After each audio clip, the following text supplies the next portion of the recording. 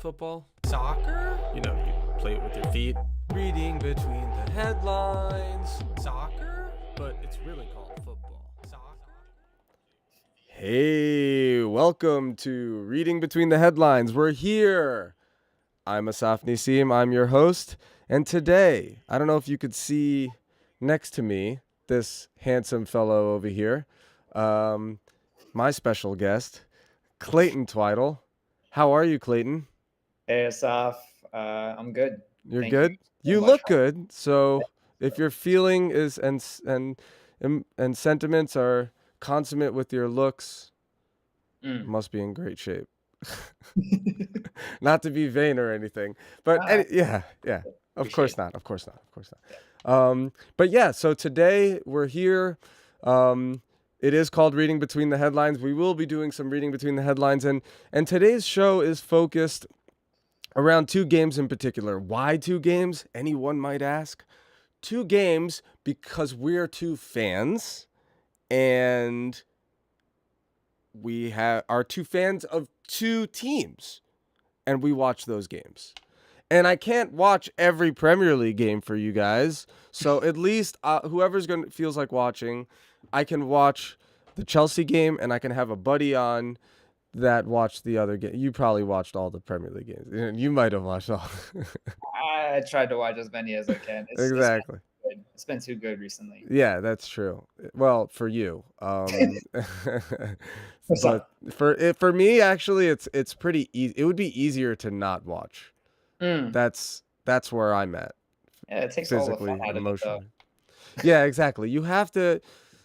That's one thing about being a fan of this beautiful game. It's that you have to force yourself to get through all the lows, because when you get those highs, boom, it feels good. When you get Kai Havertz scoring a Champions League winning goal, I mean, That's true. That's true. I mean, I'm like the only Chelsea fan that always liked Kai. I have another buddy that comes on the show, Daniel. Shout out, Daniel.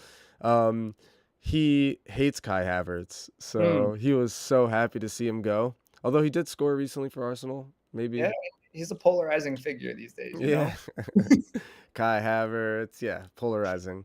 Have you know about how he loves the donkeys? He's like a huge donkey fan. You didn't this sounds random as hell, but it's true. Who got that out of him? I don't remember where I got this from, to be honest, but he is he wants to save the donkeys. Yeah. More power to him. Yeah. I mean, he should probably do more saving Arsenal than donkeys. Yeah, right. Save Arsenal. Although, yeah, you're in poised position to say that being a Liverpool fan. So, and you guys just gave them the middle finger on your way to the top. So, being a Liverpool fan is just full of emotion. Yeah. I think almost every single match that I've seen this year so far has left me with a heartbeat at 200 beats per minute. That's high for all of you people out there that aren't aware. It's a lot of beats per minute. A lot of beats. I mean, they really make the most of the 100 plus minutes that they're usually given on a given game. Yeah, true. I mean, and that's just always been Liverpool, man. Liverpool, dynamic in every single way. And I've always been a little jealous of Liverpool. You'll never walk alone. All the beautiful culture surrounding the club has always been something. Has always been admirable. Has always been something I think coveted by fans. I will say this: I got to go to Anfield in 2019 and see the last game of the season. They played against Brighton. And it was the game before they went to go play Real Madrid in the first year that they got beaten by Madrid. Is that when Ramos screwed up Salah's shoulder? That was so dirty. That was WWE so dirty. Sergio Ramos, and then Gareth Bale came out of hiding and just decided to wreak havoc on everything that was Simone Mignolet. That's funny. Simone Mignolet. It's funny. I forget that I think he left Liverpool directly to no shade towards Belgian teams, but straight to Genk, I think. And still was not top of the goalkeepers in that league. I don't know why you would know that, but Whoa, that's wait, funny. wait. It was Loris Karius. I completely forgot. Oh, Oh my God. Karius, because Karius went to Yeah, Italy. Oh no, yeah. he went to Turkey. Maybe he went to Turkey. Turkey. Did he go to Besiktas or did he go We to could look that up. Galatasaray? I could make that happen. I could figure that out. Why would we want to But look into his career though? Let's move on. fair enough. Okay, let's I move on. I think that's actually like a perfect transition because Yeah. one of the main points that I want to make about this game that I saw is that Allison really is one of the best, if not the best, goalkeepers in the world, Oh yeah. and he really showed why because it could have been a 3-2 result easily the other way. He made Okay. huge saves. You know what? I gotta say I was in and out of consciousness watching it. It was so early that like I was looking forward to your reflection because Okay. I mean I definitely watched more of the second half probably, but Hmm. I wouldn't know like what happened in the first half. I mean, Okay. Yeah, I got you. okay. So, I mean, Liverpool really they have a really difficult time starting games. I don't think anybody really can dispute that. They've had a lot of games where they've gone behind early and have had to like get themselves out of it. And this was Yeah. not But really they any do. They actually get they themselves out of it. Unlike do. Chelsea. Somehow. Okay. Yeah. I mean, Somehow. they're very lucky because Crystal Palace, I think they've been in a pretty bad run recently, and they're playing at home. Liverpool has had a difficult time with away teams this year, this entire year, and I thought Crystal Palace came and played a really organized game. They really pressed Liverpool. They made them feel it. They were physical, and they were the ones who were making the chances for honestly the first 75 minutes of the game. Um, you, if you would have told me at 75 minutes that Liverpool were going to pull it out, I would not have believed it because they couldn't organize anything. And That's then interesting. they get a penalty call early in the game that gets pulled back by VAR. Yeah. Then Yep. they get another one that gets called, but it's like a little bit of a delay, maybe like a minute or two passes in I think it was like the 55th minute or so Could tell you right when, here. Why don't we pull up the match facts here if you don't mind? I'm gonna make us smaller and the match facts existent. yeah. So let's do that. Uh, Yeah. there we go. Oh, what the heck is going on? Okay, I'm hearing like a little bit of infinity. Okay. Okay, it went away. That's good. That's a good sign. All right, Mhm. so I don't know if you could see there, we do have the match facts up, and by the way, I want to say this about Crystal Palace in Liverpool's defense. They're just I know that, and if you look at their form over here, you'll see like clearly not great form. I mean, Mhm. they lost 2-0 to Bournemouth. They drew West Ham. They lost to Luton. If you're losing to Luton, that's a problem. And then they lost to Everton 3-2, which is another problem, obviously, because um, Yeah. they're sort of relegation in a relegation battle as well now. But the point is Crystal Palace may not be going through a good patch of form, but they can always put up a game. Crystal Right. Palace is one of those teams, and Roy Hodgson is like their guy. There's a reason they went back with him, like he manages to get them to perform. But yeah, so Yeah. in Liverpool's defense, but go for Yeah. it. I mean, So oh yeah, you it's were saying the second penalty. yeah. The second penalty. There's like an original challenge. I think it's Kwanzaa who makes a challenge, um, and the ball doesn't go out of play. It keeps getting played around, and then the clock goes for about another minute or two, and then they finally decide to pull it back for VAR. Which I found really interesting. I Yeah. never really seen it, except for I don't know if you remember last season when Man United got a penalty called after the final whistle had already been blown, Oh no, I must have missed that. and so they get it, and Mateta puts it in. It's pretty easy penalty. Allison just Yeah. chooses the wrong way, I did but actually see that penalty call. And I mean it was a good penalty call at the end of the yeah, day. It was right there. He went right through his I actually do have no, I'm not gonna pull that up. I can't pull that up because I don't want to get that was like the first thing that I ripped. Anyway, sorry. But yeah, so that was in the 29th minute. Sorry, in the 57th minute by right. then. Yeah. And then after that, there's one significant moment that I want to talk about before like the game really changes. Okay. Like shortly after the goal in the 60th minute, Liverpool get a free kick, Yeah. and Virgil van Dijk tries to take it quickly. And when he does so, Jordan Ayew puts his leg out, and he ends up getting a yellow card for this. Yeah. And it was like to stop a quick free kick from happening. And I think a lot of people might think that's like a pretty soft yellow card. I thought it was a pretty soft yellow card, but I guess No, that's actually something you should know.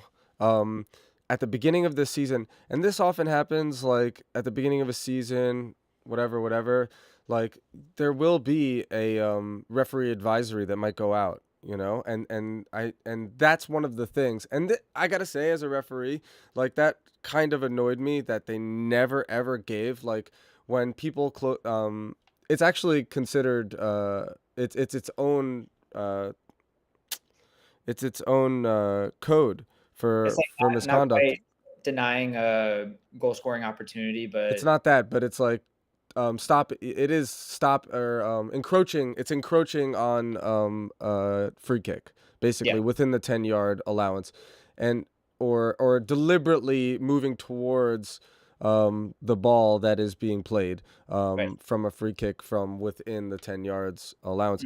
But so like you're actually supposed to, by the laws of the game, it's always been that way. You're supposed to Yeah. give a yellow card if it happens, and I prefer to personally. But yeah, sorry to cut you off there, but they did say at the beginning of the season that they were going to start enforcing it. Not that I've seen it enforced as much as I would like, but that's maybe why you maybe haven't seen it as much. But Right. for me, it's a yellow card. It's like this season when players are asking for yellow cards, they're getting yellow cards instead because they don't Right? want Yeah. to influence the officiating or Yeah. like Well, that's also always been a thing. Like, but the question is, are they enforcing it? right. That's something I always talk about. Like in a game of football, you've got probably let's just say in the thousands of technically fouls committed, Hmm. like in the thousands. But if we called every single foul, the game would never move, right? Right. Like Or it would every never technical end. foul, and it's almost impossible to do. But like the point is like so you have to choose and decide what to prioritize, and Mm. they do put out these advisories periodically, perennially, Mm. and yeah, that was one of them this season. Another one was the stoppage time. Yeah. Really? And honestly, the stoppage time thing has been huge Yeah. for so many teams. I mean, How many 95th, 96th, 97th minute goals have we yeah, already seen this year that have literally changed the way that the table looks, you know? absolutely. And why shouldn't it either, right? Right. Like I don't think fans are complaining really generally as long as it's done fairly and Right. for everybody consistently. And I think it's all in an effort to just try to eliminate as much time wasting as possible. I Yep. think there was a study that came out during like the Champions League, I think maybe last year or 2 years ago, that Mhm. showed that there was maybe like 55 to 60 minutes of the ball actually being in play. Oh, And so, really? I gotta yeah, yeah. check that out. So that I think refs really want to try to minimize the amount of time. And if teams are now seeing that time wasting does not work in their favor because they're conceding late goals Right. and losing points, then Yep. it may be a reason to like keep the ball in play and not try these like Sure. antics that we've been seeing for the Yeah. past years, you know? Yeah. Yeah. Absolutely. I'm actually totally for it. Yeah. But anyway, so so going back to the game. Yeah. Okay, so yeah, they So conceded the penalty. they concede the penalty and then Ayew gets the yellow card in the 60th minute. But one thing that I gotta talk about is Jurgen Klopp making 5 substitutions before the 73rd minute. And it's at the 73rd and the 74th minute that Yeah. Harvey Elliott and Curtis Jones come on, Yeah. and it's there that the game really starts to turn on its head. So you're Um, commending Klopp yeah. because for proactive changes. I don't see 5 changes here though. 4 changes? I So I see think Joe Gomez came on at half, for right? Endo. Oh, you're right. Then you got Gakpo, Mhm. Konate coming on in the 57th, and Yes. then and this is interesting. I wanna really stress what you're saying right now. This Mhm. is 4 changes before the 74th minute, and these last 2 changes, Curtis Jones and Harvey Elliott in the 74th minute, whatever. And that is something I want to stress and just mark, because it's something Pochettino doesn't do. Mm, It's something Pochettino doesn't do. He's not the worst, and there's some managers, they just do not make changes for some right. reason. Like, things are not going right, they don't make the Or not, changes. you know? This is this is massive for Klopp. This is like, no, Klopp doesn't mess around. He doesn't like what's going on. That's it. Lightning fast. That's the kind of guy Exactly. he is. He is, You know, isn't he? Endo made a decent amount of mistakes in the first half. He sat on the ball for a little too much. He got caught in possession a Mm-hmm. couple of times. One of the times almost ended up with the penalty in the 20th minute. So like Yeah. he understood that wasn't working, and so he made the decision to put Gomez instead. And He that's it, shifted, right at the half. I and love that. yeah, right at the half. What Shifted more evidence do you for need than a full first half? A yeah, full first half. What more evidence do you need that a guy should be coming off? Like, what do right. you need to see? And Joe Gomez came on. He played really well. I thought he handled all the defensive duties for the most part Mm-hmm. in the second half really well. Mm-hmm. It allowed Alexander Arnold to move into the midfield, which allowed for a little bit more creativity. Yeah. But honestly, it's Elliott and Jones who take the cake. Yeah. After Elliott and Jones come on, I think Crystal Palace got a free kick or something like that, and then the ball got moved out to Elliott, and then Ayu comes in and makes a careless challenge, clips his foot, ends up getting the second yellow card, turns into a red, and then in 1 minute after that happening, Mo Salah scores a goal. Curtis Jones assists it. There probably should have been a second yellow card on Ward for the challenge on Curtis Jones in the lead up to the goal, but I Okay. am not going to complain Yeah. because that equalizer was huge. Mo scored his 200th goal for the club, 150th in the Premier League, Mm-hmm. and he is just, I don't know, he's the Egyptian king. He is. It's special. It's Uh, special. yeah. I mean, and of course you had to rub it in earlier, when we were at the wedding about Salah, and I had to deflect and say no, KDB is worse. But no, but meaning You that can't go wrong. KDB, yeah, no, but you can't, Go wrong. yeah, it was a good one because it's true. It's Yeah. actually true at the end of the day. Like, but yeah, Salah has really, he's the Egyptian. They like to call him the Egyptian Messi. I don't. I think that's like a step too far. Like, please don't put other people in the same category as Messi unless Yeah. it really is, and that's not. And it's Come also on. like I understand our compulsion to like try to make comparisons. You know, like I'm a Yeah. big basketball fan and everybody's trying to figure out who like the next Jordan or the next LeBron is going to be. Yeah. And you know, I never really like those conversations because I don't think it ever really allows the player to just be who they are. Like no one is ever going to be Messi. Yeah. True. Messi is in his own regard, you know, like we can't just keep But labeling there are people. tiers, right? Yeah, Come oh, for on. sure. There are tiers. Like, and at one point it was just Messi and Ronaldo up there, and Oh that's yeah. it. And everybody else was beneath it. And who was the closest?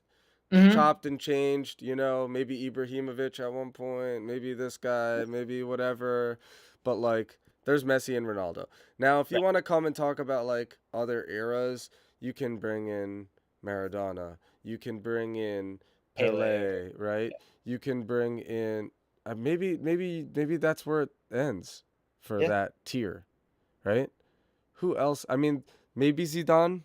Maybe Right. Zidane is in that tier, but it's Di questionable. Maldini. Maybe Big Ronaldo, Yeah. Brazilian Big Ronaldo. Uh, yeah. Anyway, so that's a long Yeah. conversation. But so there's that. But Liverpool do scrape out the win, Mhm. thanks in no Thanks. small part to Jurgen Klopp's proactive Yeah. changes. Because as soon as extra time starts, Harvey Elliott scores an absolute belter Yeah, right past the keeper, had no chance.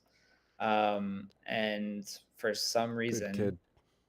we were unpunished for really poor play, really like poor ingenuity in terms of the way that we were moving the ball. Yeah, And all of a sudden, you know, like how does this club who always seems to be outplayed by other teams still manage to win and also find themselves at the top of the Premier League table at this point?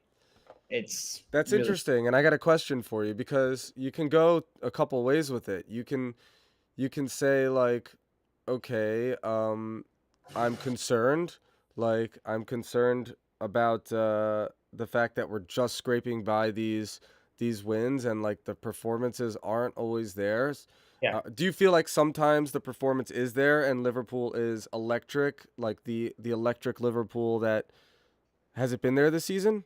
Because that Uh, matters in the balance of things. I think I've seen instances, but I think while like the core identity of Yeah. like the big players that made Liverpool Mm-hmm. what they were when they were playing for everything in the past few years are Right. still there. You're, They are incorporating some new personalities and trying to figure out what their identity is with this group. okay, but so what I was getting at is basically like you can say we're scraping by, but it's basically there. We're just not as consistent as possible. And and if we're scraping by, that is, a real mark of a title Mhm. winning team, of a trophy winning team. The Yeah, trophy winning teams, they not every team plays great or their best every game. In fact, no team does, right? So right. the question is, can they scrape by those points? And when they scrape by the points, they can win those trophies. But again, there's the other way. It's like, okay, but this we just played the 16th round of the league. Yeah. We're over the halfway line, but there's plenty of games left, and if you don't see things coming together, if you don't see the the Klopp's vision on the pitch and it moving forward and a cohesive team, like Mhm. it could all fall apart at any time, right? And you need to be there all season long. So it's like you could go either way with that sort of thing, and it depends on other factors, namely like is it there? Like are the players there? Have you seen it happen for a full game ever? Like those things matter when you're tallying all these things together, and that's how predictions are made, isn't it? Right. And you know what? I think thinking on it, a lot of that is really dependent on health for the team. I think when they Okay. have their best players together, they play for each other.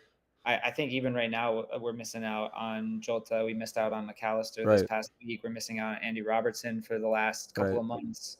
Matip is out for the rest of the season, Right. and these are starters. Right.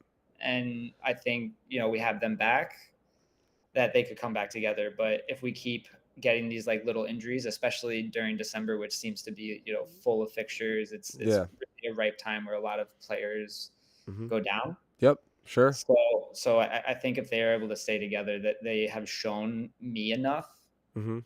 with the eye test, with their grittiness, their Yeah. resilience, that they have the makings Okay. of being a great team Okay.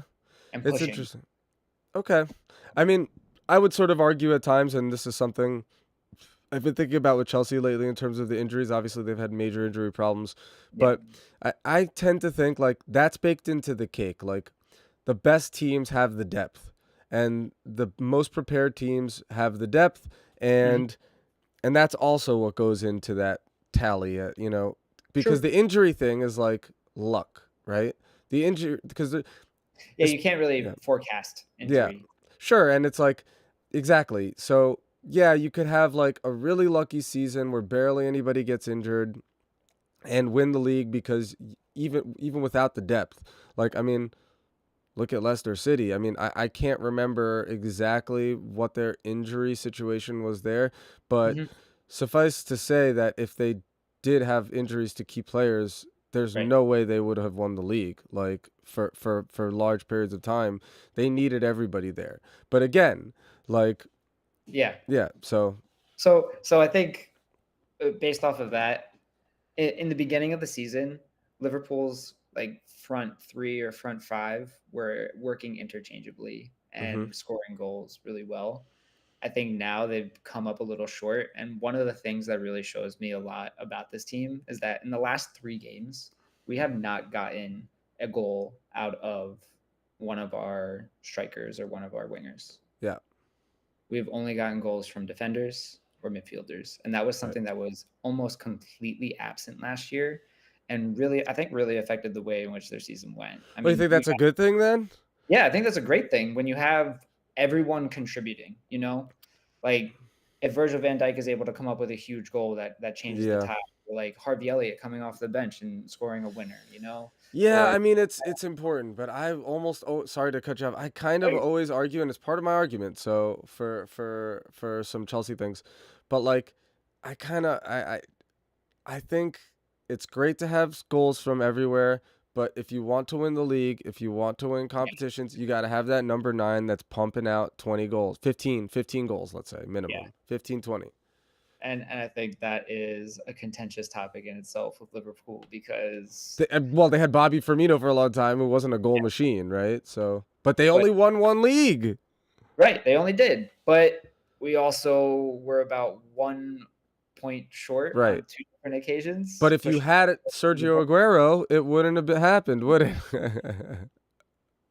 There's a lot of what ifs Yeah, being there's a lot of what ifs. But open, suffice it to say that What if if you're Thibaut Courtois did not have a great game during the Champions League final, the second right, time around? which one? Well, The with second Real? Yeah, 20, yeah, right. 2022. See, you said Thibaut Courtois, and I immediately thought of his time with Chelsea a while ago. But Wow. okay, so let's sum that up. So basically, the summation, you might say, you are feeling generally optimistic, despite some concern that Cautiously you're optimistic. only right. Okay, you've Yeah. only because everything is still super tight. There's It's nothing's. still open. It's a great league. It's a great season. It'll stay. Let's even have a look at the let's have a look here at the league table. Yeah. Get it up big here. Right, we've got plenty of season to go, but you guys are at the top, and you're Almost scraping by wins. So there's always a chance that you're on that road, right? Mm. But okay, so cautious optimism. Okay. Cautious Here you optimism are. because I have been in this position before where I've been Right. very excited for where Liverpool is. And I always want to take the moment to be present with where the team is at and just relish in the moments where like we are playing really well or that things are going in our favor. But I have seen that team that is in 4th place right now do some absolutely incredible things. Yeah, let's Have be broken real my about heart that. a couple of times. And here's a question. Any have you heard anything about Kevin De Bruyne? Obviously, he's a big deal Yeah. about him coming back. I think the last thing that I heard is that he has finally like taken to the field to be able to run around Oh, okay. in training, but I could imagine him being back within like the next, I don't know, couple of months or so. It's a big deal. Yeah. Okay. Oh my If they're God. able to get him and they, keep him and Rodri on the field and Bernardo Silva like that, Yeah. that team just Yeah. it They can they do go anything. all together. They can But come they back. look shaky this year, so I'm gonna take what we can get for right now. Yeah. Yeah. And I'm going to just be upset because I've had to scroll down to the 12th place to be able to see Chelsea. Literally, can't get much worse. You have double our points. We have 19 points. You have 37. You have almost double. You notice 10, 11, 12 are all West London clubs. Oh, I did not. Oh, jeez. I'd have to look up. I don't remember where Brentford is, but Fulham, obviously. Like Chelsea actually is in Fulham. So, okay, so let's move on. We've got this lovely bit of drama today. Oh, what the heck? You might have to gotta extend your call. My call away. What is this? Yeah, it's like a Google Meet thing. You can only have a 1 hour free call. Yeah, that's interesting. Okay. We're Not gonna ideal. see if I can foil their attempts right now. Would Worst it be comes as to worst. simple as leaving and joining back? Yeah, but it's okay. I just like subscribe to the free trial and I'll sort it out later. Give them all your information. Yeah, they got I everything. have it anyway. Yes. Okay, so let's look at this little bit of drama that I've managed to pull up. My God, were we lucky. I feel like this headline was aimed at this podcast. I mean, I'm sure it was. Yeah, they knew we were going to do this, so they put this out. My God, were we lucky. Jurgen Klopp's cheeky dig at Caicedo and Lavia. You gotta be crapping me. Okay, here we go. It was well documented in the summer how Liverpool needed to sign a defensive midfielder to replace Fabinho. Caicedo seemed to be at the top of that list, with the Reds making a £111 million move for the Brighton midfielder. £111 million. The Ecuadorian decided on a transfer to Chelsea instead, though, as did Roman Lavia. Since it's fair to say neither of their moves have gone to plan, with the Londoners languishing, or not languishing, 16th in the That's Is Brighton? No, they're probably much higher than us. right. Yeah, okay, Brighton's in that's 7th or so. yeah, okay. So I don't know why they messed. It's probably a This, typo. this, Languishing 12th in the Premier League. Right. Okay. So it's bad. It's not good. Speaking at the Anfield Road Stand Test event, Klopp said, "Quote: The summer we had a few strange things happen in the transfer market, but here, between us, just between us, I can say, my most of it. God, were we lucky, eh?" Referring to some of the midfielders they didn't purchase. Thankfully, the crowd could laugh and we can joke about the events now. Caicedo has flattered to deceive so far, and Lavia is yet to play due to injury. Yeah. Well, Chelsea bought him injured, so I don't know if that really factors in. Um, How many times is that? I think it was like 90 million for him too, or something ridiculous. Too much money, and that's something we're gonna have to talk about. Yeah, yeah. Okay, so that's a dig, but I don't even think we need to. Oh no, Lavia. Oh yeah, you bid 60 million. I don't think we paid 60. I think we paid I more. think you played 61 or 62. Okay. Whatever. I don't care. Let's end this article. Sure. Screw I mean, you, Klopp. What? I gotta say something like that. Cuz I Klopp's think cheeky. I think he said something to the degree of like apparently no center defensive mids wanted to come to Liverpool this summer. Something like the jokes on them or like Right. I guess we got lucky or something like that. And I mean, like, I think that's harsh on Caicedo and Labia. I mean, obviously, like Yeah. Labia hasn't been able to even Yeah. get the training yet, so we don't really know like what he could be. He played a really Yeah. great season last year for Southampton, and I mean, as a when I was going through the summer transfer rumors, I was really excited to get him because To I get was like, Lavia? yeah, to get Really? Labia. He's 19 years old. He could grow into the system, and I mean, like, Okay. I don't I thought it could have been a good move, but when I saw 111 for Caicedo, I remember waking up that day and I was like, no way. This is Don't not do Liverpool. this. This isn't what they do. There's only like a couple of times that they've really splashed the cash, Darwin, Van Dyke, and I just didn't see it happening. But I don't know Yeah. if it's like 3D chess. They were trying to get Chelsea to pay more for him, but I That's mean, that's serious like 4D chess right there. yeah, Dick literally. move chess too. Just seriously. Klopp walked into that boardroom, pulled out his dick and just put it on the table and said, "What are you going to do, Chelsea? What are you going But to do?" at the same time, I went to the summer series games with one of my friends. We saw Why? because I got to see Brighton, I got to see Fulham, I got to see Aston Villa. But in Uh, preseason. yeah, in preseason, but like Caicedo, he looked really good. He looked the part. No, he's a obviously there's a reason they paid that much money for him. Not that it doesn't even matter who you are unless you're Messi or Ronaldo, and not even now, maybe Mbappe, okay? Mhm. But like I don't give a crap. I see 111 million and I'm not happy about it. Yeah, I don't want to see that from my club. I don't yeah, want to see that, but I'm a Chelsea supporter, so it does happen. But it doesn't happen. I think that broke our records too. You know what I mean? yeah. Roman never spent that money. He spent a lot of money, but he didn't spend that money on Caicedo. Right. All right, let's move And on. What? yeah, Anything else? Anything else to sum up Clayton? no, I think it's just a little bit of a low blow. I Yeah. think Liverpool's in a good moment right now, and I think we should just praise our players and not take Aw. anyone else. So, well, you do have Jurgen Klopp for a manager, and I appreciate the spice, but he is a sour grapes kind of dude when he's losing, and when he's It's, winning, he it's is true. kind of a, I don't know, If insert uh, if I got descriptor to hear here. anything more about the fixtures and getting early Yeah, kickoffs, I'm gonna go crazy, man. whatever. He's a cocky son of a bitch. All right. Moving on. I still like him. I still tend to Yeah, like Jurgen, but whatever. I could see how people don't like my dad doesn't like him. He hates Liverpool. He's really. like, he's so cocky, blah blah blah. You Like gotta whatever. you gotta take You gotta What do take you, the good with the would bad. you rather have a drab manager or like a spicy, exciting manager?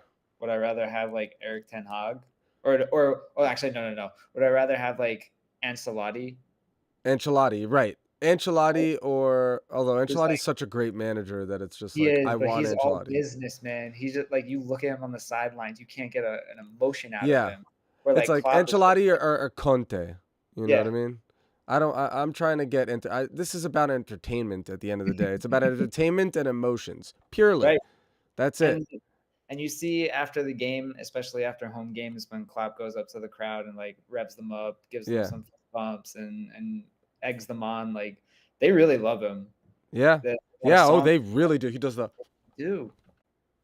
Come on. come on, yeah, And you know what? As a fan, I love it too. yeah. Who It's wouldn't? awesome. I wish I was at like I've actually seen Liverpool play. I saw them Yeah. play Sunderland in Okay. Sunderland in the Stadium of Light. This was when Oh Sunderland my were still in the goodness. Premier League, and I was literally on the front row because I'll tell you guys, this is a little secret, dirty little secret. If you want to go to a game in England, um, the I mean, look, I don't know. You might be able to maybe you have your connects, but if you don't have connections, try and go see a bigger team, maybe your team in a place like Sunderland or wherever, somewhere obscure that they're going. Not that Sunderland is particularly obscure, but they don't Right. sell the seats. So I was able to pay like nothing for a front row seat. I was on the halfway line. Firmino was like 2 seconds away, like Oh, 2 feet away from me. Like, yeah. And who else was? I mean, uh, who was there? I mean, it was a bit ago. It was was this like beginning of Firmino? So you probably had like Jordan Ibe on the team, uh, Ibe. Ibe and was there. Yeah. Nathaniel Klein, Alberto Moreno. Yeah, you're naming the names. There you go. Jordan Henderson was there, but yeah. So that was good. But that's a little tip. Go to I gotta Sunderland. say, I hated when Liverpool played at Sunderland. Sunderland was always a tough team to play for some reason. Really? You won And that game. You won that. yeah, I don't know. I remember especially like during like the 2014 to 2017 period when Liverpool was like not playing as well. Yeah. Oh my gosh, that those games gave me headaches. Well, I think they're in League One now, so you can sneer at them. But I do have like a Sunderland kit. I've got like some Sunderland gear because so I kind of support them. But okay, let's move on. We're moving on. Because the time is running out. Okay, so the next one was Trent Alexander. Arn. Oh, I'm getting that Yeah, you good. infinity thing. Trent Alexander Arnold confirmed stance on future midfield role. So, I mean, confirmed stance. He says, I just skipped to the quotes. I think that's probably admitted his belief that he is naturally transitioning into becoming a midfielder, stating this is to the Liverpool Echo. I think that's probably the path and the route that I'm on. Ultimately, not my decision, but I enjoy playing in the middle of the pitch and just want to help the team win games, to be honest. Does that sound? Here he says, with the conversations I've had, particularly with the manager here at England, because this is in England, right? Because he's been played more centrally in England. Playing centrally in the middle of the pitch is something we want to look at going forward. Said, well, that makes a lot of sense because there's a lot of good right backs for England. I mean, Yeah, you got Kieran Trippier James, who also is and injured and sometimes. Walker, Yeah, Reece James, Walker, you want to even throw Alexander Arnold, Trippier. What? you want to throw Wan-Bissaka in there? No, I don't actually. I actually liked him at Crystal Palace. Wait, Yeah, I mean, no, he was good. yeah, but you go to United, you're dead to me. No. But okay, so what did he say? Yeah, okay, so yeah, so I mean, it makes sense that he would be more thinking about it at England. But what do you think about it in at Liverpool? Is that something? It's been happening lately, hasn't it? Too in Liverpool. Yeah, I mean, uh, for the last however many years that he has been playing at right back, it has been a double edged sword. You know, when Liverpool were at their highest of highs, he was really central Mm-hmm. to the creative output for Liverpool. But his biggest critique is that he has always been a little bit frail defensively. Uh. I think when Van Dijk was at his height and Robertson was playing incredibly well and we had like Matip who was putting in a shift, And like Fabinho too. Let's not forget. right, and Fabinho, that we could get away with it, Yeah. but past when we've had some midfield issues, some injury Hmm. issues, it's really exposed. Yeah. The, And the way that Liverpool plays, it's super important that your fullbacks are ready to track back, because otherwise you're really exposed. And you've seen Liverpool open up like, like the Red Sea before Moses. Like I mean, I've seen it too many times. The yeah, ball being put over Alexander Arnold yeah, because he can't track back or he can't get yeah, to it enough, and somebody getting their head on the end of it and scoring a goal. yeah. It's a And tale as old. let's not forget also, he's man, his free kicks are awesome. Like he's one of I the best. like that, and that's the thing with him is that like he is clearly so talented. Yeah, He is like with the ball at his foot, he can put a pass anywhere, yeah, and with whatever spin you want it to have, yeah, and like that is something that you can't leave out of the team. yeah, So I can see like a midfield role being something that would be open to him, but then what do you do? Because the biggest thing that Liverpool needs right now is a defensive midfielder, and I feel like what Trent would do or what would offer to Liverpool would be like something like an 8, which is what yeah, Soboslai already yeah, covers yeah, and covers very well. You know, yeah, yeah. Okay, so Trent, you're probably going to be at right back, and you got to improve defensively. And maybe in England, where they have a million right backs that are amazing, and still can't win, maybe you can play a more central midfield role. Moving on. Thank you, let's do Clayton. it. Thank you. Do Wonderful. Liverpool. Okay. Moving on to the commiserations. the meat and potatoes. All right. So here's what I'll say. As a Chelsea fan, like I've I'm looking for my cyanide pills, but I don't know. I don't remember where I put them. So I'm just gonna have to continue watching Chelsea play. Mm-hmm. um, so like absolutely horrible, pathetic, like really pathetic. I want to stress pathetic. Really pathetic performance. Like I I thought we had reached maximum low this season, but I guess I was wrong. So, and I'll say this, like before I get into the game itself, I just want to say that these issues, they stem from up top. They have to at the end of the day. And since the beginning of the season, um you took a look at the roster and you knew that this was not going to work. Primarily because of one thing that we talked about earlier, which is that there's no out and out number, like Nicholas Jackson is kind of the only out and out number 9, and he's come from a non-Premier League team, and he's not like shown exceptional numbers or anything, and he's got no Premier League experience. And then there's Nkunku, who's sort of been a number 9, sort of just like a winger, and we thought that was going to be enough. Like we thought that was going to be enough to transition and get a season going. I say no, and I think that is just inexperienced folly. And that's what's happened here. We've got an ownership that has never managed a Premier League club, right? They're new at this, and they did not get it right this season. The best thing that they did was to bring in Pochettino. But they did not get the transfers correct at all. They spent a ton of money, and that's been the big criticism since the beginning. Even all along the way, it's been the money, the money, the money. And it's true. Spent a ton of money, didn't even get a striker. Didn't get Harry Kane, didn't get...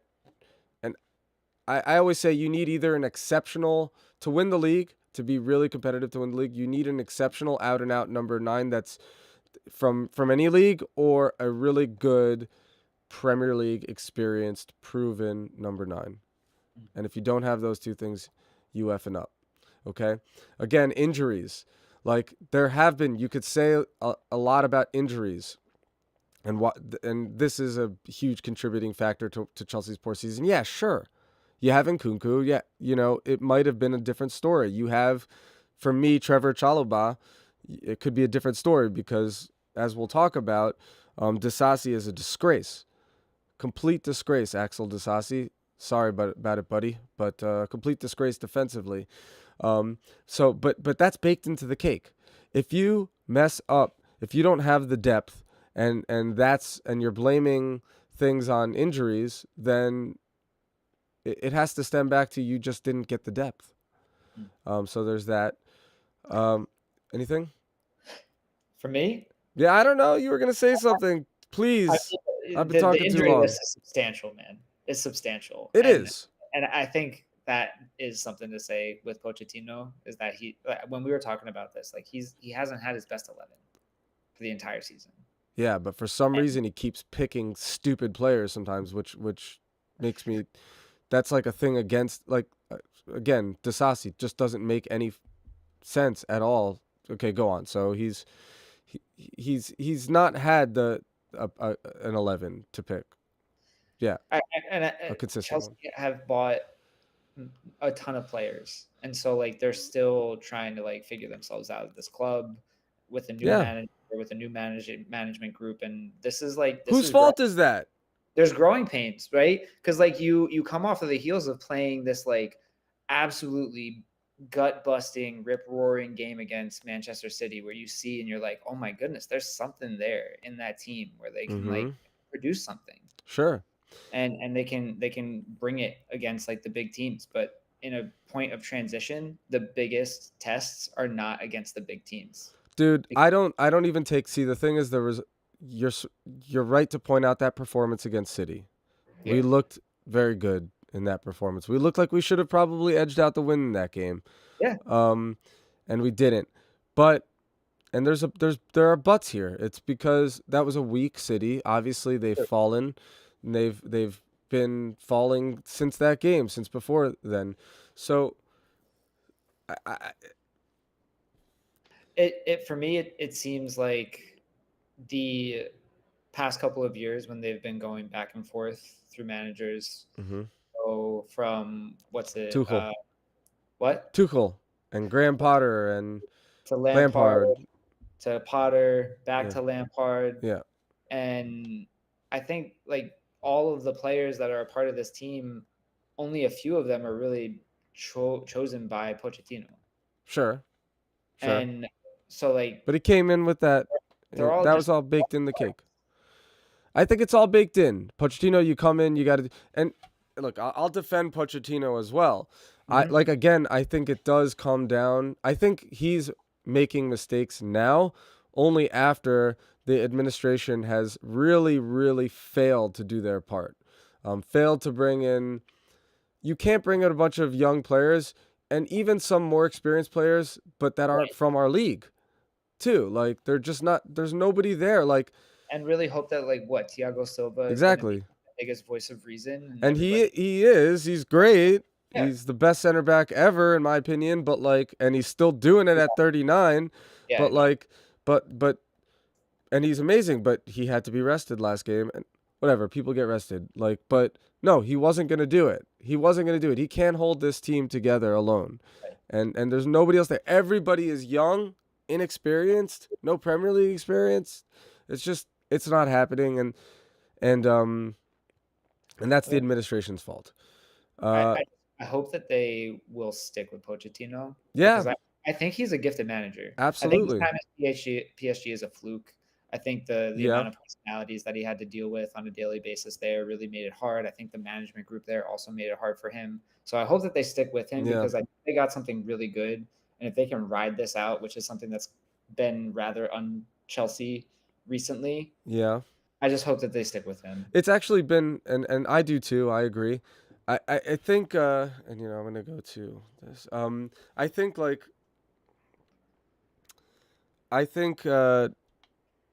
I just lost my train of thought all of a sudden.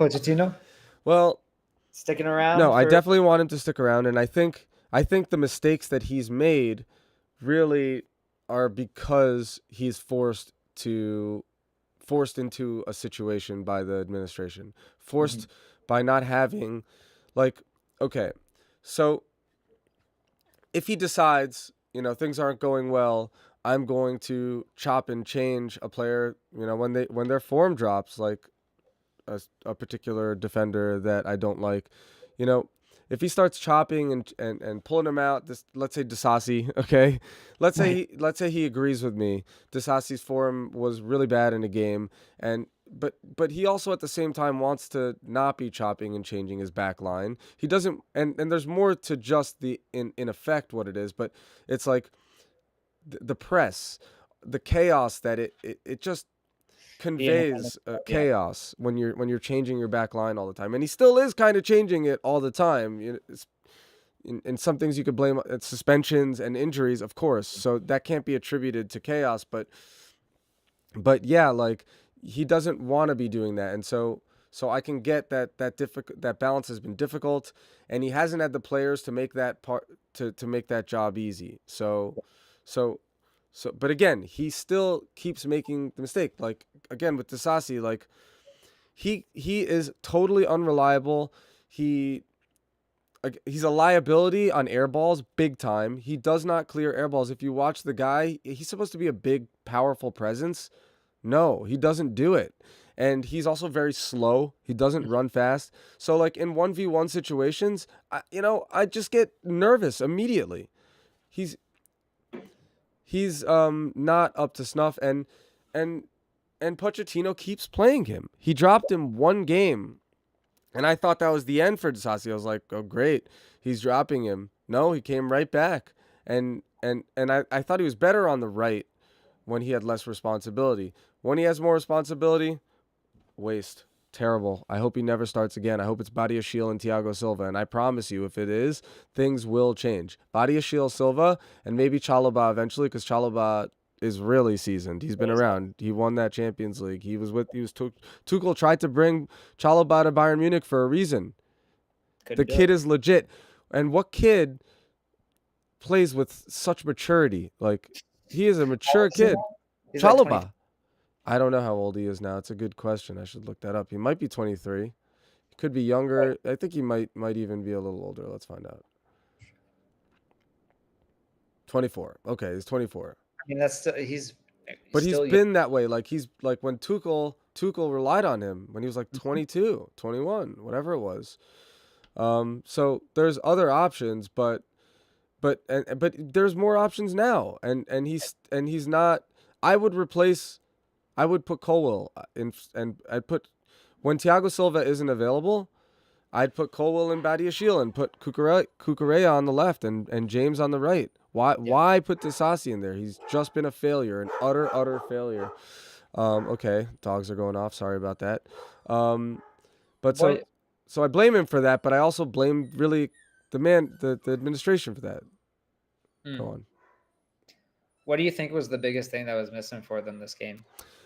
Yeah, so when you one of the things you said that the way we've been playing or the way things have been haphazard isn't very Chelsea. Somebody could argue otherwise, but I kind of agree. But what I do say, when talking about this game, and you look at the possession, for instance, 72%, and that's actually not very Chelsea either. Right. We've not really historically. We've always sort of wanted to be the possession-based team. There's always talk of Roman getting Pep, like before he went to City, he tried to get Pep and this and that. And I'm also a Barcelona guy when it comes to Spain, so I've always been on that train. And so the way that we play with Pochettino, it's been a possession based game even with our poor form, it hasn't looked like the only other time we had a possession based game, which was with Sarri. Like it actually does look good at times, Yeah. under Pochettino, as you said, as you rightly pointed out, like against City, like whatever. But then possession for the sake of possession, we all know what that does. Not much of anything. And Chelsea had 610 passes as opposed to Everton's 166. And not only that, Chelsea, 87% of those were accurate passes, as opposed to Everton's 64. So How many shots? How many shots and shots on goal did Chelsea get in this? shots on goal. I know the expected goals. I'll pull it up right now. The whole game, big shots on target, 5-4. So relatively close. But the point is that you can make 610 passes, and they don't all have to be in your half, but they could also be just like passes that don't mean anything, and we all know this, and that's basically what has been happening. And when you talked about us looking good against City, I actually think it's easier for Chelsea to look good against City than it would be against the team that's dug in like Everton. Right. Everton is really dug in, and so it's hard to break them down. Lineup. They got 4 in the back, Yeah. 4 midfields. That's one how they up- played against us, and it showed in the stats. But the toughest thing in the game to do is to break down defenses, right? Yeah. That's the toughest thing to do. So we are not doing that, and what happens when you're not doing that is that you need to rely maybe a little bit more on your sorry, I'm getting a call right now. You need to rely on that striker that I talked about to scrape by those wins, or rely on somebody like Mohamed Salah, who's going to give you those goals. And hold on a second. Let's see. I'm getting a call. I'm sorry to interrupt this.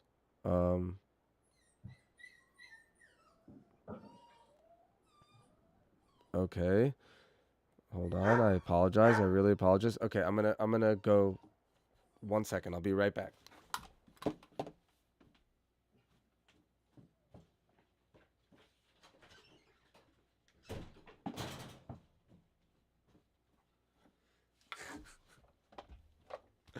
Sorry about that. Okay, that's not gonna happen in the All future good? either. It shouldn't happen. Okay.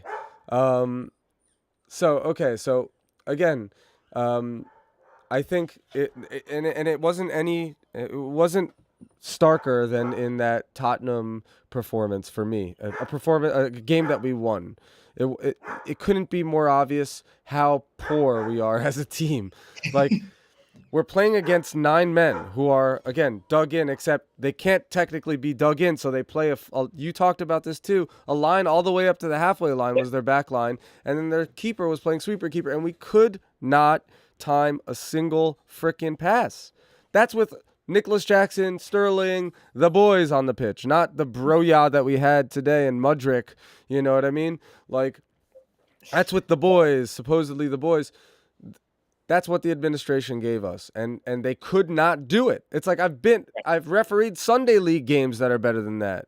You've got to be kidding me. And you spend $1 billion on that, and you literally cannot time a run and a pass.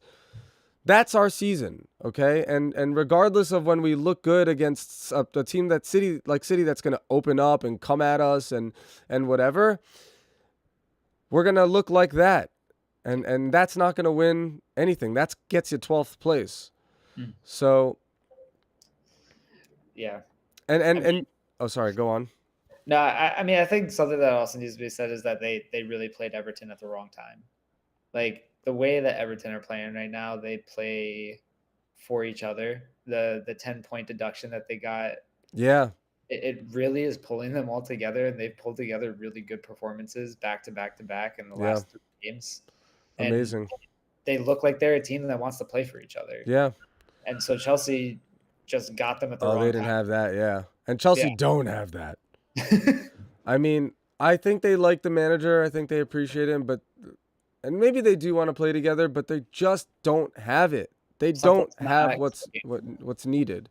And when your confidence is low, it's going to be hard for you to pull off the manager's vision. It's just not necessarily going to happen. And again, and here's where, like, I do attribute a lot of that to the administration. They did not give us what we needed to do well this season. But again, it comes down to some other factors. I think Pochettino is making some of the wrong choices too. In light of that, I mean, he must have felt desperate against Everton. But at the same time, if you watched that first half and you are desperate, Okay? Why are you not making changes at the half? Yeah. Jurgen Klopp, as you said, is very happy to make 4 changes before the 74th minute. When does the first change happen for Chelsea? Okay, the first non-injury related change, Right, because okay, because Reece James went off in the 27th, okay? The first change comes in the 66th minute. And not only does he not make the change early, like why wouldn't you make it? The first half was so terrible. We didn't trail, but it was really a poor, like what were you right. watching, man? And How do but you not make a change at 54 right after Decore scores? You know. yeah, then personally, how if we had Klopp, he would have made changes at half. Maybe. I think he would have. But okay, it doesn't always happen. And at the end of the day, the team is so lacking in cohesion that you bring off the one guy, and I don't know what he's nursing an injury or something, but he brought off Enzo. Yeah. And he's the one guy in the pitch, like when nobody can like time a pass. The timing is off, the runs are off, nobody's on each other on the same wavelength. A guy like Enzo is the guy that can just unlock, okay? And he's done it, okay? And he's shown he has the shown that he ability to can. play those like beautiful little short balls over the top. Everything, any kind. He can chip it, he can loft it over, he can every kind of ball. The guy is a magician with the ball at his feet. Really, he really, and he's actually a very aggressive defender. He plays well. He's exceptional, and he's the first. Here I am losing my shit. Okay, make a change. Get Broja off the pitch. Get Mudryk off the pitch. Honestly, get them out of here. And the first change is Enzo to come off. I mean, the second was Broja for Jackson. Not that was making me feel great, you know. Jackson had the softest hat trick in the history of the Premier League recently. Whatever. Hat trick nonetheless. And I like the kid. But I'm sorry, these are poor decisions in light of a poor situation for Pochettino. Right. I think this is where that like experience piece that you were talking about earlier comes to play. Okay. Because when you take off Enzo, you bring on Sterling, who's someone who has seen it all. True. And done it all. And so like you hope that he would have something that could help unlock. Okay.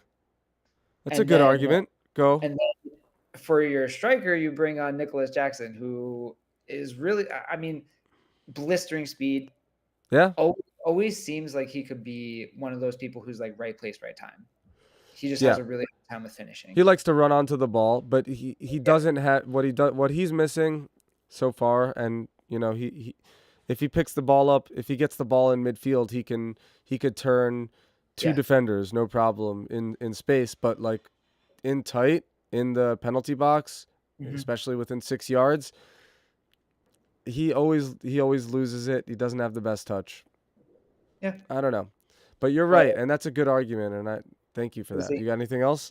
Nah, it's just that, you know, Jackson's young and he wants to prove himself. You can see he has passion for the team, but what other subs did they possibly have to bring onto the game that would offer them that experience to try and get a result from 1-0, you know? That's true. And which is why, like, and I this is why I also defend Pochettino. He's in a poor situation. He doesn't have a lot to choose from. And so, but still, I just don't think, unless there's something wrong with Enzo, which maybe there was, maybe whatever, but like, I don't think you take Enzo off. That annoys me. And if you take Enzo off, put someone on that's going to make a difference. Yeah, and I don't know that we do have it. Like, what was the answer? The last change we did besides the keeper, I guess maybe it was at the same time, was Maatsen.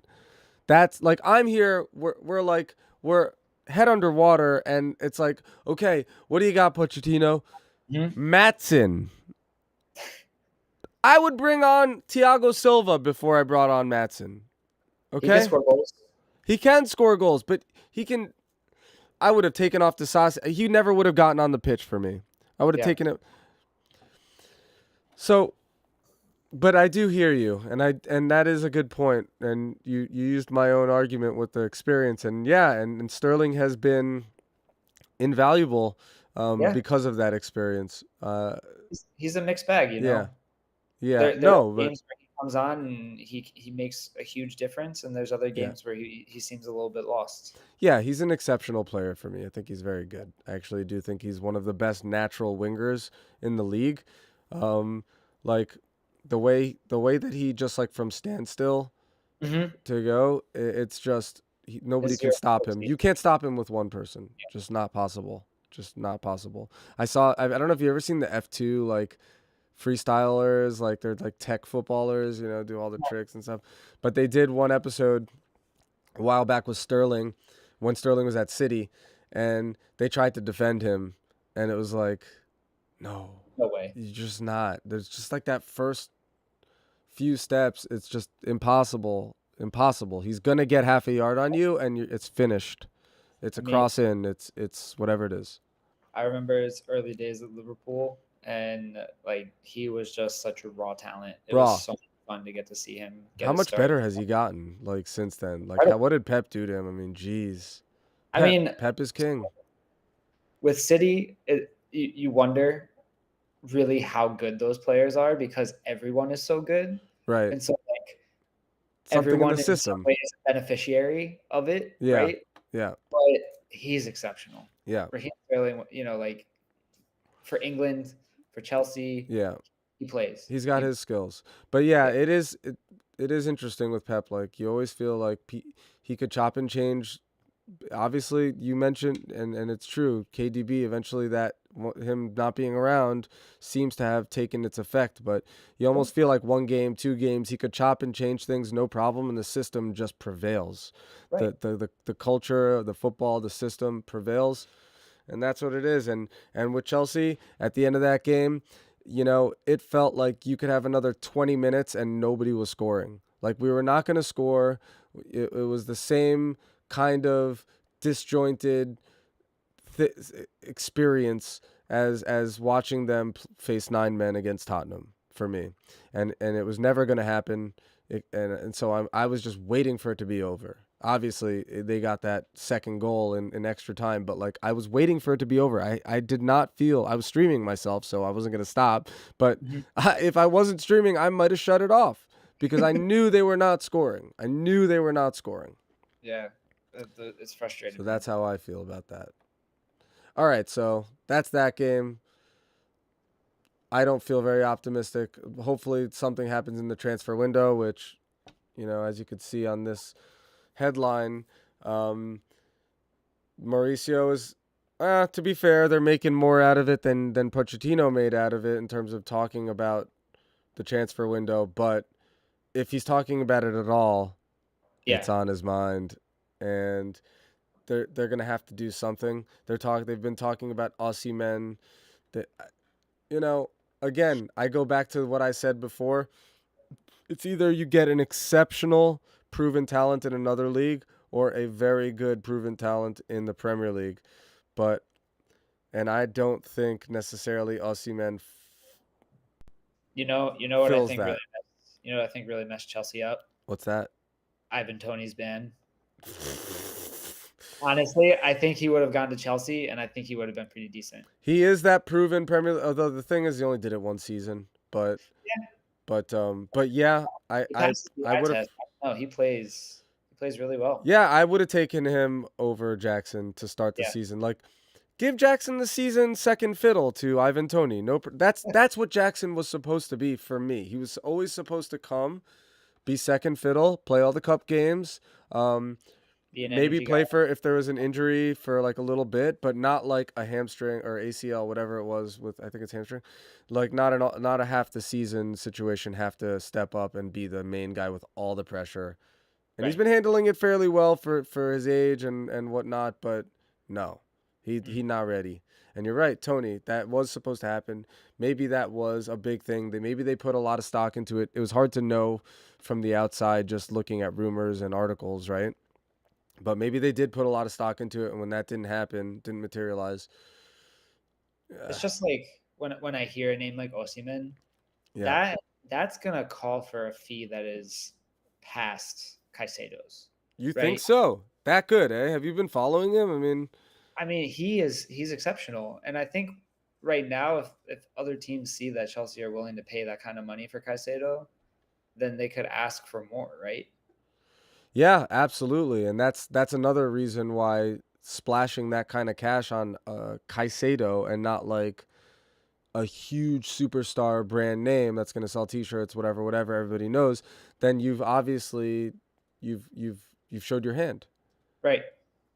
And what are we going to do? Now what, we just keep digging that hole deep? I mean, um yeah, it was from various angles not a good choice. But it is where we are, and we'll see if we can get somebody in the transfer window. Obviously, Yeah. Pochettino did give them a little bit to grab on the Sharks. What exactly did he say? Uh, After the first half of the season, we need to check. That is the reality. If we are not receiving enough, maybe we need to do some movement. That is the thing to analyze with the sporting directors to see if we can change this dynamic and improve in the second half of the season. We need to be more aggressive. Then it's a massive assessment. And when the transfer window opens, we will see what we can do. And these are um, the signings, over £1 billion on players. Disasi, £38.5 million thrown down the toilet. Nicholas Jackson, actually, you have to say, I would say 30 million from Villarreal is a good price for Jackson for his future, just not for right now. And Kunku, obviously 52 million from Leipzig. That's also a pretty good price, but not when he's injured. Lavia, as you said, yeah, 58 million. Caicedo, 115. Yeah. Cole Palmer, worth it. I would say 42.5 million. That was like, I think, the last transfer that we put through, and it was probably a good choice because if we didn't have him right now, we'd be dead in the water. Yeah, Palmer's good. Palmer is good, and it's no surprise that City fans were pretty disappointed in losing him. Yeah. Uh, Which they made no time in getting Mateus Nunes from Wolves right after they lost him. yeah. All right. Well, that's that. We're gonna shut Yeah. down that one. The last thing that we'll do today, I think, is to have a nice look at some of these X responses to the match. Oh, look at this. This did not age well. First one. Broya starts over Jackson. What a silver-rested Badiashile, partners Disasi, Kukurea over Colwell, Gallagher returns. So many big decisions. And this guy, CFC Stocks, don't invest in his stocks. It's exactly what we've been asking for. Let's hope it pays off. I don't know who's been asking for Broya to start over Jackson. I'm sorry, you're an imbecile. Not that I can understand the desperation, but no. Thiago Silva to get rested. Yeah, who's been asking for Silva? And who wants Badiashile with Disasi? You're a freak. What do you make of Kukurea? I love Kukurea. I actually think he's exceptional. Exceptional. And I think there's a reason why Pep tried to sign him. Yeah. Pep tried to sign him, and I will say this, not a lot of Chelsea fans agree with me. They're starting to turn a little bit. But the guy's focus, start to finish, every match, plays intensely, close down everybody. Sometimes he gets a little too tight to attackers, and so he gets the ball kicked past him. But for the most part, he's great 1v1, and he doesn't stop. He's a nonstop, and he's just quality, and he's smart. Yeah. Good. In fact, like I said, yeah, definitely he's fast. Chilwell probably to start over him at left back, but Chilwell's pretty solid. Yeah, Chilwell's great. He's proven time and time again that when he's healthy, he can hold it down. Oh yeah, absolutely. And I just don't get these opinions. So we're gonna move on. This guy doesn't make any sense. Here we go. Obviously it didn't age well. It makes a huge difference having Broya over Jackson in the team. 103 likes. Wow. What a freak. The Broya love. The Broya love. I mean, look, I'll be honest. I'm a little bit excited seeing Broya start. Look at these. That little bit of excitement went. It went right up his ass because it did not flourish. I want to see if anybody. We are all tired of Jackson. That I can understand. He got his chance. Clutch on Nothing him. impressive. Yeah, agreed. All right. Let's see. In the nicest way possible, how much danger is Reece James's career Oh in? Just God. went off with a hamstring injury. This is a page 1 of his injury history. Yeah, it's not looking great. Sorry, sorry, is that says page 1, so that means there's more than one page. Yeah, and it's a lot of hamstrings. Look at all this hamstring. A lot of muscle issues. Yeah.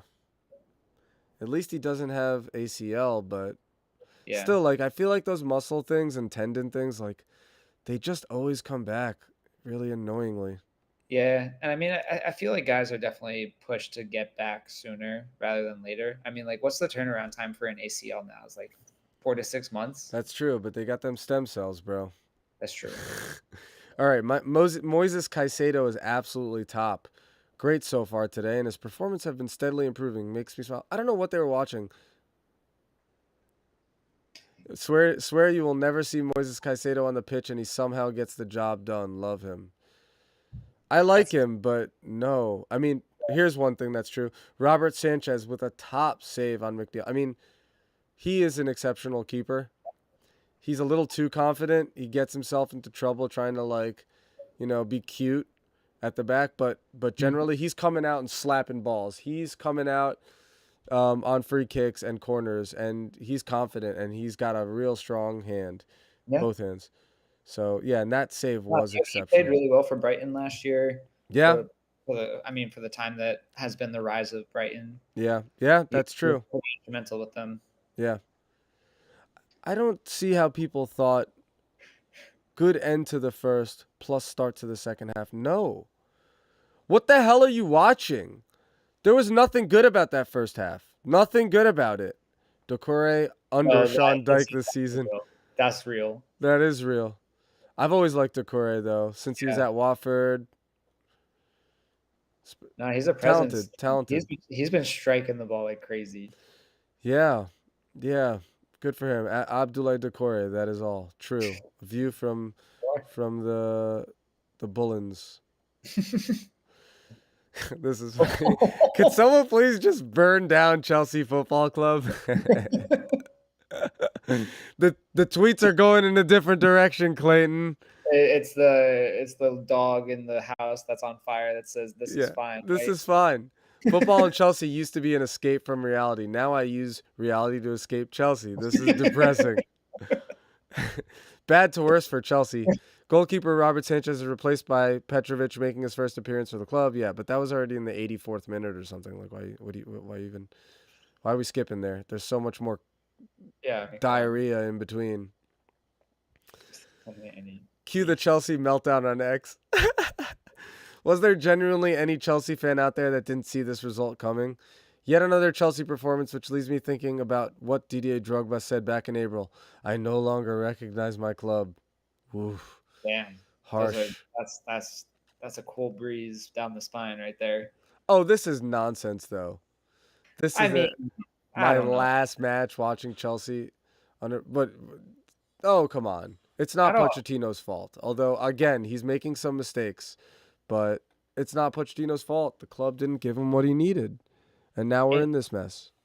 In football, it's so easy to get swept up in these moments and like Yeah. say these like really like nihilistic or like fatalistic Yeah. remarks about your club. But in reality, like, yeah, maybe things aren't going so well right now, but there are indications. Yeah. Club. Well, that- thanks to the Liverpool fan, Clayton. Isn't that sweet? It's so nice of you, man. Keeping us optimistic. Because you're in a good moment. It's easier to be optimistic and for sure. yeah, thanks for that. But I mean, I'll say like last year when Liverpool was in the mud, we were trying to fight it out. Like, I don't know. It is hard to stay optimistic, but you know from this club, from what you've seen, how long have you been a Chelsea fan for? 2008. Okay, so for a while, Yep. right? You've seen different iterations of this team. You've Yeah. seen some of the greatest iterations of it. You've seen some of the toughest ones. Yeah, I mean the first season right then, that was when John Terry slipped in the Champions League on that penalty, and he wasn't the one to miss the second one was missed by. Who was the one that missed it? There was another player that missed it after John Terry. Hold on, this is killing me. Uh-oh. Okay, who missed the PK after Terry Moscow? Anelka. Ah, Yeah, it was Anelka. Okay, so yeah. Anyway, but but yeah, I take that optimism, and yeah, Chelsea have come through, and no, I believe the administration is messing up big time, but it's like their first full season. First full season is it, or second full season? second full Second season full season maybe. Okay, in uh, charge, but still took they're place in May of 22, I okay. think. Yeah, I should know this, but yeah, I think they'll improve. And hopefully they don't get rid of Pochettino because he's a great manager. You're not going to improve on Pochettino, okay? Who's Who better, is even really? out there that Who's they out can get? there, and how many are better? Not many. You want to go So back to Conte? I would go back to Conte, just Yeah? because I love the guy. I love that guy, but he plays a different style of football. He Yeah. plays more of an Italian game, more like Mourinho, if you will. Hmm. Uh, although and he really likes the three at the back, and Yeah. no, actually, he plays more attacking than Mourinho. I will say that. There were some great times under Conte, and we did win the league under him. Let's not True. forget. Um, Diego but Costa. yeah, Pochettino is the man, and I will stick to that. But hopefully, we can improve in January, and hopefully, he stops playing Disasi because it's really making me sick. And If Colwell's there's great. something we've learned to this episode is Yeah, Disasi to yeah, get out. exactly. I just can't. I'm obsessive about it. Like Yeah. it's been in my mind. I just cannot handle it anymore. I want the guy gone. I want him off the pitch, or at least push him back out to right back now, where Yeah. James is out. Push him back out to right back. Um, Get I'd rather him there. Yeah, Cole back in or get yeah, Thiago Colwell in. and Colwell and Thiago Silva and Cucurella, they can do it, and eventually Fofana will come back. But right now, that's where I'm. That's that's what I'm blaming the situation on. Yeah. The administration messed the season up, and Pochettino needs to drop to Sassi, and maybe we'll fare a little better. There we go. What do you think would lighten your mood with Chelsea by the end of this season? Listen, I've never been a guy that's like it's results or bust. I do obviously want results, but I want to see the performances. I want to see actually us being able to break down teams uh, that are dug in, that lock us down, lock it down low in a low block, and just not seeing it at all. So once I start seeing that, I'm gonna start. Even if the results aren't there, I'm gonna be happy. I'm gonna start getting excited. Yeah, and if Osimhen comes and scrapes by some points for us, that would be nice. He was just on John Obi Mikel's podcast. Uh, so maybe Obi is Those are whispering signs. in his ear, "Go to Chelsea, Stamford Bridge." I think Apparently, there was some drama with him and Napoli earlier this year about them making some sort of post that like made fun of him. So maybe he yeah, doesn't yeah, be there yeah. I do remember that actually. So we'll see. He might say "Arrivederci" to Italiani. and say hello to Ciao, London. Hello. ciao, hello, London. All right. Well, I think that we can basically end it on that. I think that Yeah. was a good episode. Yeah. It Um, was, I thought your insights were great, buddy. Clayton, I'm looking forward to more episodes with you, buddy. yeah. Um, and I don't wish I would say I wish your team a lot of luck, and part of me does, but most of me doesn't. Yeah. I mean that's fair. I think when it comes to luck, it usually runs out, and Liverpool have been running their full of it. So Ah, you're made for this, buddy. All right, dude. Well, we'll call it there. Thanks cool. again for showing up, and thanks to anybody who came. I didn't see anything in the chat, but next time, maybe next time. But yeah, Give again, thoughts. yeah, exactly. This is Reading Between the Headlines, and we will be doing this again. So until then, I wish you all a lovely time in life, and I hope you all never forget that you should live football and prosper. See you next time. Soccer? But it's really called football. Soccer? The creators called it football. Soccer? You know, you play it with your feet. Reading between the headlines. Soccer?